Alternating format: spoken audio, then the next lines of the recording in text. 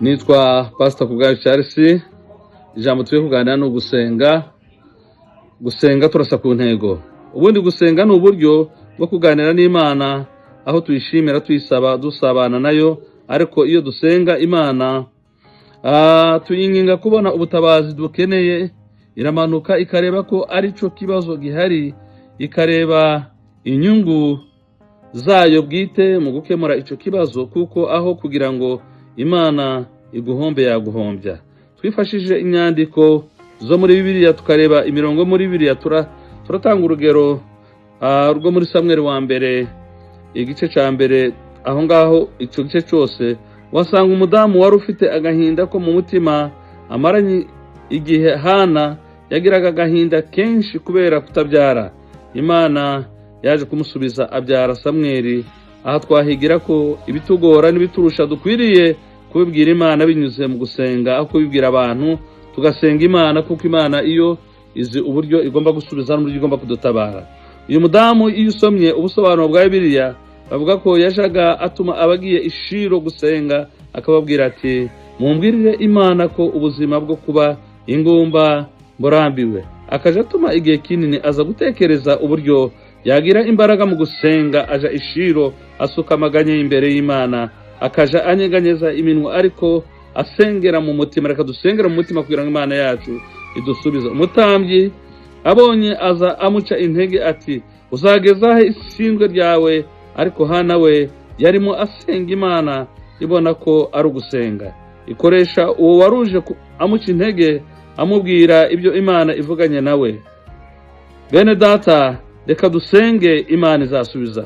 Kugira imbaraga mu gusenga bidutera kugirana ubusabane na Kristo, tukagira ubuzima bwiza. Hari igihe abantu basenga Imana batazi. Byakozwe mu gice cya 17:23 tuze kwasoma. Hari ibanga ryo gusenga, nuguha umwanya kandi ukagendera mu bushake bwayo. Na Yesu umwana w'Imana yagize imbaraga mu gusenga. Ubuzima bwe bwaranzwe no gusenga, ariko ageze i Getsemane yasenganye umubabaro, ariko Imana imwongerera imbaraga. Hari aho natwe ducika intege, reka dusenge tuyitabaze. Hahandi ducitse intege, hahandi abantu baturwanya, hahandi abantu batuvuyeho, hahandi abantu bavuga amagambo menshi, ariko iyo dusenze imbaraga z'Imana ziraza zikabarwanya, zikabatsinda, zikabanesha. Haleluya, haleluya, haleluya. Mana yacu ni nziza. Wasenze Imana.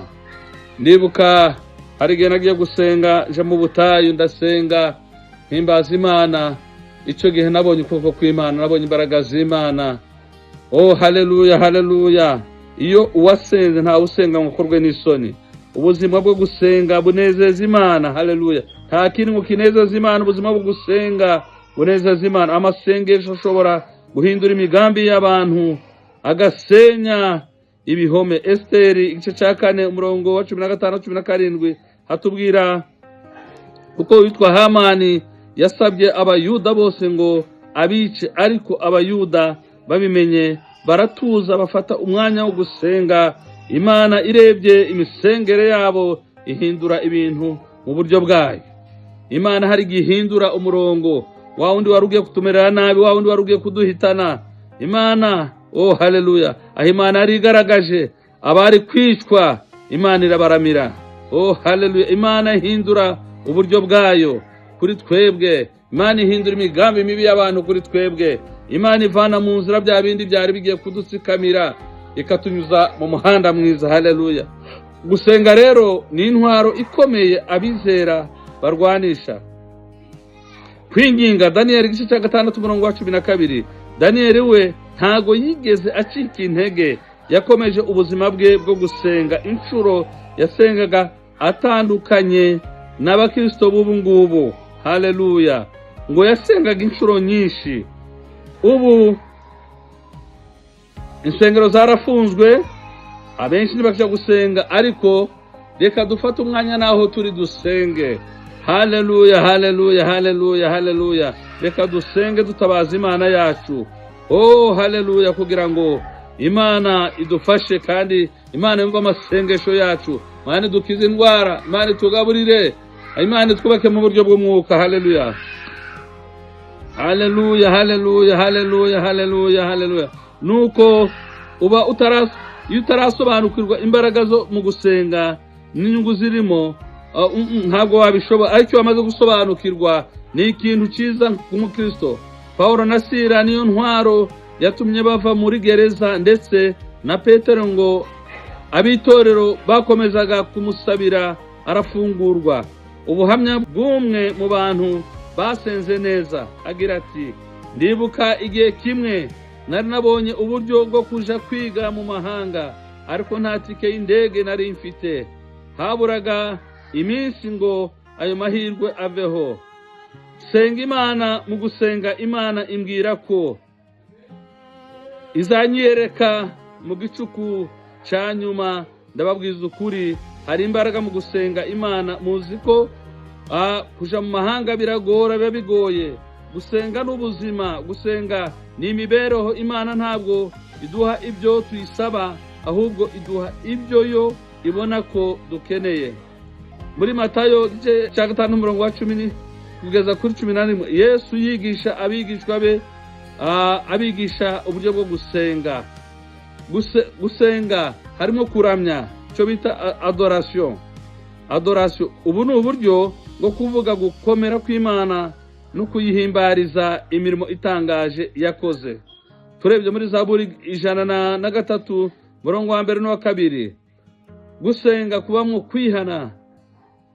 kwihana, aho uba ufite umutima umenekeye Imana, wumva ko wakoze icyaha, noneho umutima wawe ukumva ubabajwe n'icyaha wakoze, ukihana.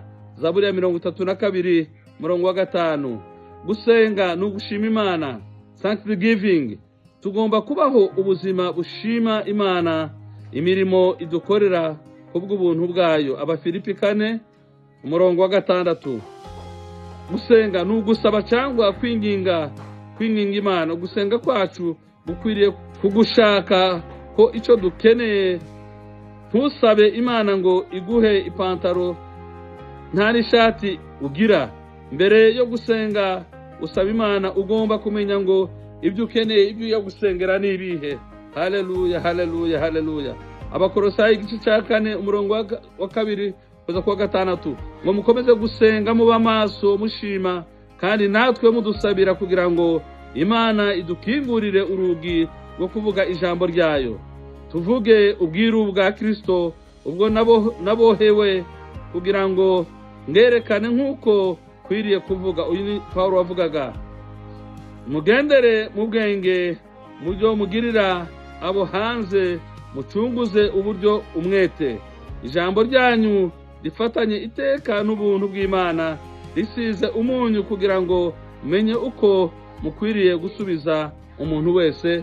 Imana ikugire neza. Ariko amasengesho asenya ibihome, amasengesho akiza indwara, amasengesho aratugaburira, amasengesho akura abanzi mu nzira. Nubwo tuba tubona yuko hari ibihome bihari, ariko ibyo byose amasengesho abikuraho. Imana ibagire neza.